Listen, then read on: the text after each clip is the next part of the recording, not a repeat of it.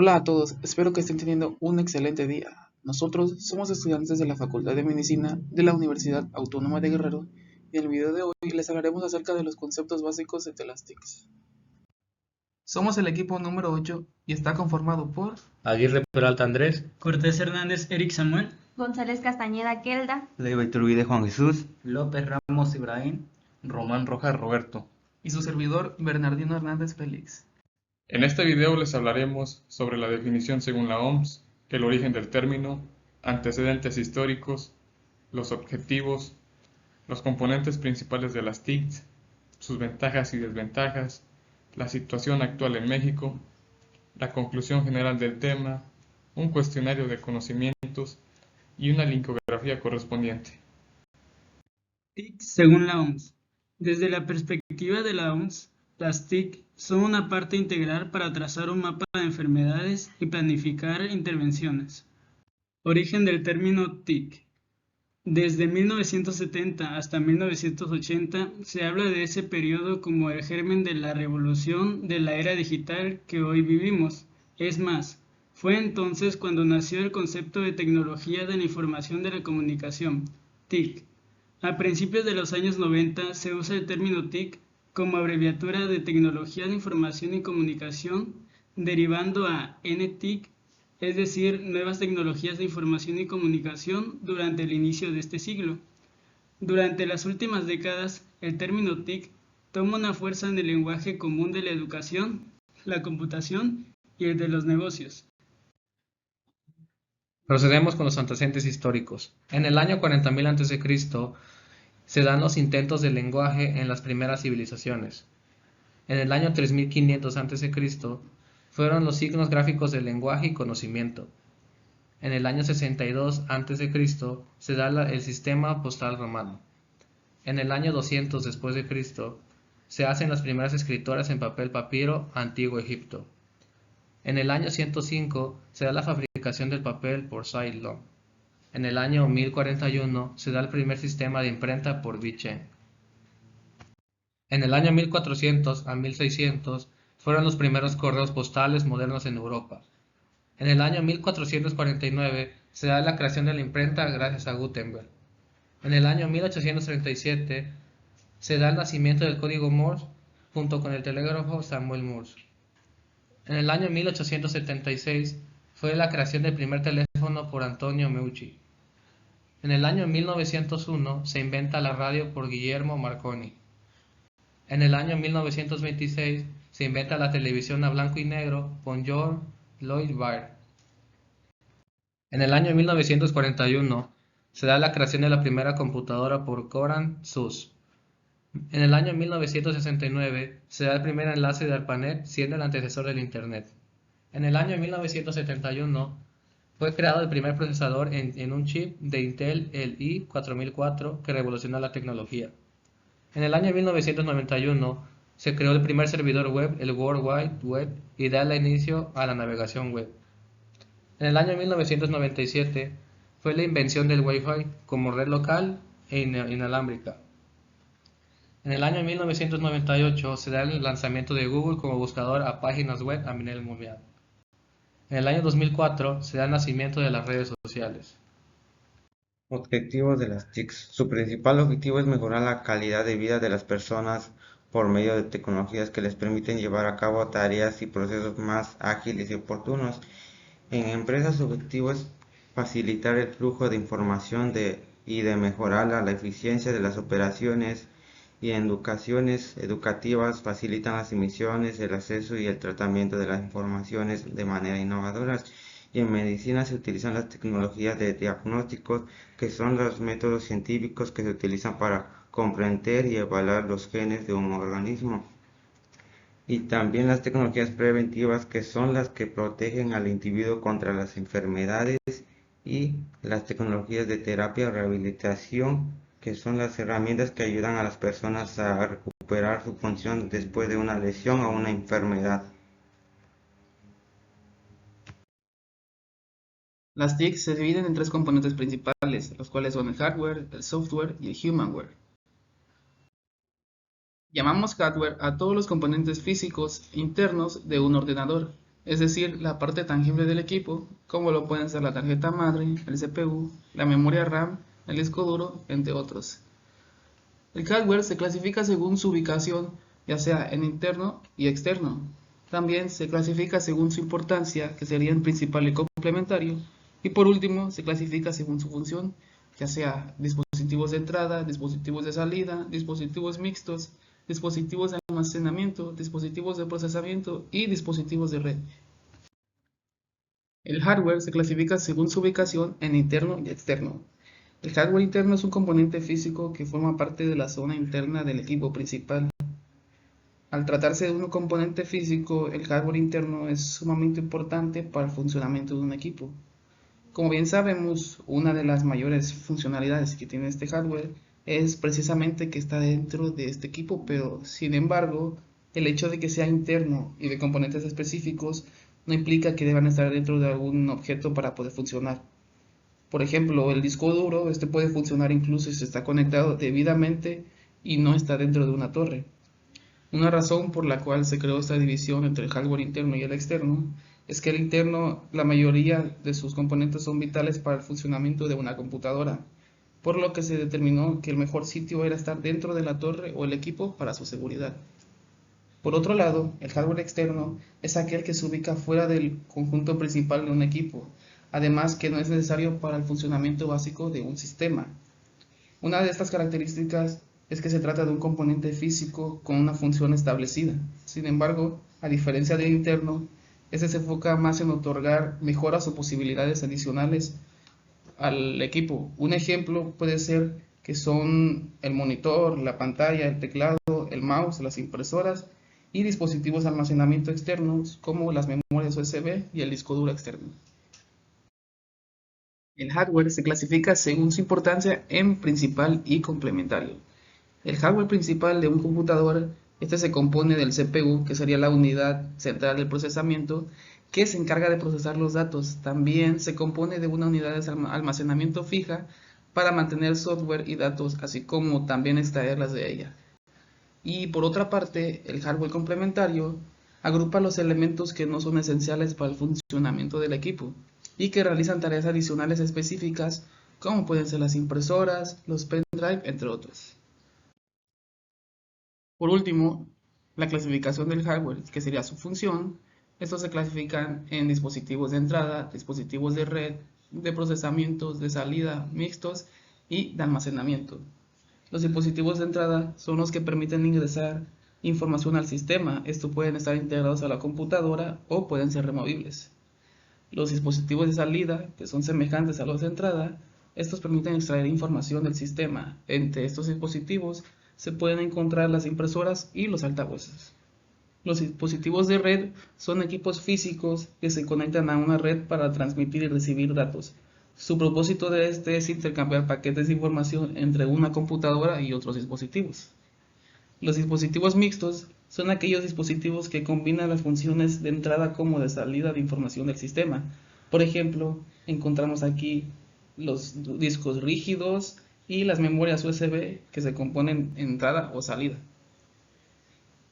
También tenemos los dispositivos de procesamiento, que este sería el corazón del computador, en donde reside su capacidad de realizar operaciones lógicas, es decir, sus cálculos, y se le puede considerar a la placa madre y base como parte del procesamiento, que son los que conectarán los datos a todos los componentes. Y por último tenemos los dispositivos de almacenamiento, que estos es la memoria del sistema y se trata de unidades que permiten guardar la información tanto en soportes internos dentro de la máquina como en soportes extraíbles y portátiles. Uno de estos componentes principales puede ser la memoria RAM.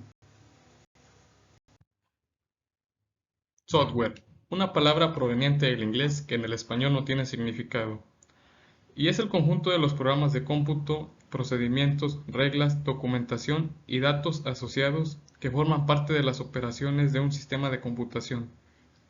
El concepto de software va más allá de los programas de computación en sus distintos estados, como el código fuente, el binario o ejecutables. También su documentación, los datos a procesar e incluso la información de usuario forman parte del software, es decir, abarca todo lo intangible.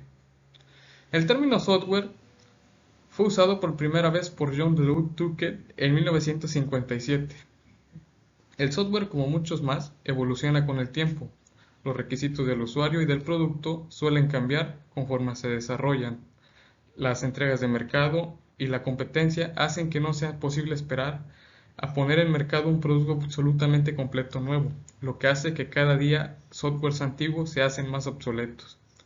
En la línea de tiempo que tenemos en esta parte, nos indica que en la época de los 40 se dio en donde los inicios del software. Para los 50, la palabra software se acuñó formalmente. En los 60, la OTAN impartía conferencias para el impulso del software a nivel mundial. En la década de los 60 a los 80 se dio la mal llamada crisis del software. Para los 90, el software tuvo un decaimiento estupendo, casi pasivo o igual a la crisis del software. Para los años 2000 y en la actualidad, el software tiene un aumento en su uso y creación donde día a día se van creando nuevos y no podemos esperar a un mañana para tener uno más mejor. Sistemas operativos. Son softwares que coordinan y dirigen todos los servicios y aplicaciones que utiliza el usuario. Por eso es el más importante y fundamental. Se trata de programas que permiten y regulan los aspectos más básicos del sistema. Entre los sistemas operativos más importantes tenemos como lo es el iOS en dispositivos móviles, que es para la marca Apple, o macOS para computadoras de la dicha marca, o Android, que encontramos en la mayoría de los teléfonos celulares, Windows como sistema operativo funcional y básico de cualquier computadora, el sistema operativo Unix. Humanware, el término utilizado en las llamadas TICs, tecnologías de la información y la comunicación. Su término informativo es de que se utiliza para definir recursos humanos como un sistema informático. ¿Qué significa? Que dependemos de nosotros mismos para la realización de los trabajos que utilicemos mediante el software, hardware y diferentes términos en común que son las llamadas tecnologías de la información. El uso de las herramientas de las tecnologías de la información y la comunicación se da a partir de los tres engranajes que conocemos como software, hardware y humanware. Gracias a estos podemos seguir trabajando con las mismas. Sin uno de estos sería imposible o nos haría la vida un poco más complicada mediante a la utilización de los productos finales, como pueden ser los sistemas, el mismo software, las aplicaciones o redes sociales, la base de datos, la programación o el hardware. Estos utilizados comúnmente en todos los ámbitos posibles que pueda haber, así como también en los diferentes tipos de personas o usuarios a los que llegue la información o el uso de estas herramientas. Gracias al origen de estas herramientas, las llamadas TICs, se fueron dando o surgiendo diferentes tipos de usuarios, los cuales son muy importantes para el uso cotidiano de todas estas tecnologías, como son el software y el hardware. Uno de estos tipos de usuarios pueden ser el usuario final, la población en general, el operador, los programadores, el desarrollador creativo de las apps, el administrador personal o de soporte técnico y algunos o varios desarrolladores gráficos multimedia para la creación de aplicaciones y apps. De este modo existen diferentes tipos de usuarios, los cuales son los registrados, los anónimos, los trolls, los beta testers, los usuarios inexpertos, los principiantes, los habilitados y los expertos. Esto a que cada día la sociedad demanda más el uso de estas tecnologías para diferentes ámbitos, como lo puede ser la medicina, una de las más importantes. Las ventajas de las TICs. Comunicación inmediata. Gracias a la comunicación inmediata podemos comunicarnos con más facilidad y de forma rápida. Interacción global. Con esta herramienta podemos comunicarnos con personas que están al otro lado del mundo. Acceso a la información. Nos brinda información para poder apoyarnos. La información que necesitamos la podemos encontrar en diferentes plataformas. igualdad de oportunidades. No hay distinción alguna para las personas que la pueden utilizar. Nuevas formas de emprender.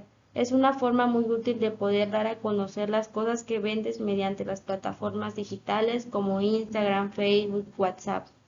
Ahorro de tiempo. Van desde la autorización de procesos pasando por calendarios de organización hasta el blog de notas. Desventajas de las TICs. Distracción. Cuando hacemos caso omiso a alguien que se está comunicando con nosotros.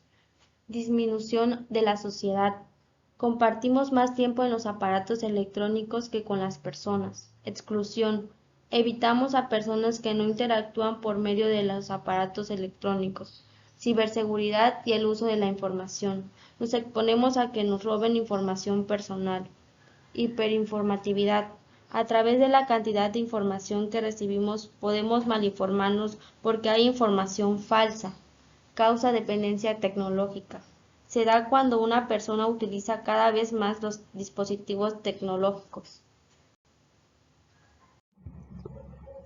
En la situación actual en México, las tecnologías de la información y comunicación, llamadas TIC, están reguladas por diversas leyes y regulaciones en el marco jurídico. Algunas de las leyes y disposiciones relevantes incluyen la Ley Federal de Telecomunicaciones y Radiodifusión. Esta ley regula el uso del espectro radioeléctrico, los servicios de telecomunicaciones, la convergencia tecnológica, la competencia en el sector y los derechos de los usuarios. Como segundo punto, tenemos la Ley Federal de Protección de Datos Personales en posesión de particulares. Esta ley establece las reglas para el tratamiento de datos personales por parte de entidades privadas, incluyendo disposiciones sobre consentimiento, seguridad de la información, transferencia de datos y derechos de los titulares de los datos. Como tercer punto, tenemos la Ley Federal del Derecho de Autor. Esta ley regula la protección de los derechos de autor en obras literarias, artísticas, musicales, audiovisuales y software, entre otras. También establece disposiciones sobre la responsabilidad de los proveedores de servicios en línea por infracciones de derechos de autor cometidas por terceros.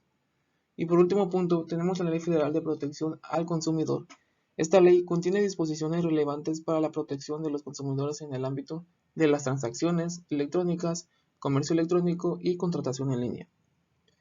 Además de estas leyes federales, existen regulaciones específicas en áreas como la ciberseguridad, el comercio electrónico, firma electrónica y delitos informáticos. El marco jurídico mexicano en materia de TIC está en constante evolución para adaptarse a los avances tecnológicos y los nuevos desafíos que surgen en el entorno digital. En conclusión, las tecnologías de la información y la comunicación son una herramienta de un gran potencial de diversas situaciones, como en la educación, en empleos, en emprendimientos y en la vida social, ya que abarca una diversidad de recursos para la generación y pensamientos de la información. De igual manera, amplían considerablemente las posibilidades de la comunicación. Cuestionario. ¿Qué son las TICs? Son el conjunto de herramientas y soluciones tecnológicas que permiten ser eficiente, ordenar y procesar la información y comunicaciones de las personas, empresas u organizaciones en pro de la eficiencia y la agilidad. ¿Qué tan importante es el término humanware dentro de la sociedad? El término se asemeja al origen de todo lo que conocemos dentro del ámbito tecnológico. Sin los humanos no se hubiese podido crear las herramientas de trabajo con las cuales contamos y dependemos hoy en día de estas llamadas TICs. ¿Cuáles son los tres componentes principales de la TICs? Existen tres componentes principales, los cuales son el hardware, software y el humanware. ¿Por qué es importante el código fuente? Es el lugar donde se concentra la información de una manera escrita en código, la cual es la base para todo programa y sistema operativo. ¿Por qué es importante los objetivos de las TICs?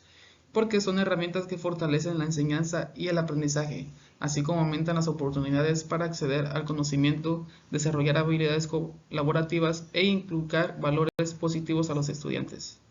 ¿Qué son los dispositivos de entrada y salida? Los dispositivos de entrada son aquellos elementos a través de los cuales la información es introducida a la computadora para ser procesada o transformada. Y los de salida son aquellos elementos que muestran al usuario los datos ya transformados o procesados. Les compartimos estas referencias con las que se abordó la investigación de este tema llamado Conceptos básicos de las TICs. Esperemos que este video les haya servido como soporte para aprender más sobre el funcionamiento de las TICs. No olviden activar la campanita y suscribirse para enterarse de próximos videos. Muchas gracias.